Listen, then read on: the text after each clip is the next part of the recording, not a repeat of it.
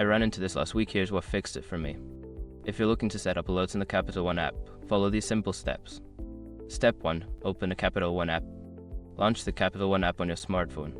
Make sure you're logged into your account to access all features. Step 2. Navigate to your account settings.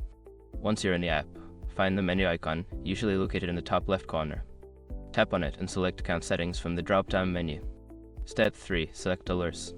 In the Account Settings menu, look for the Alerts option. Tap on it to view the different types of alerts you can enable. Step 4. Choose your alert preferences.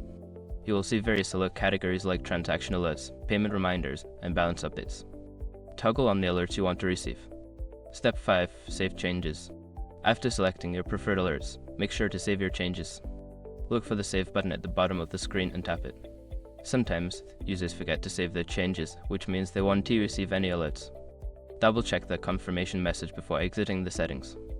Now you're all set to receive alerts from the Capital One app. If you have any questions or need further assistance, feel free to ask.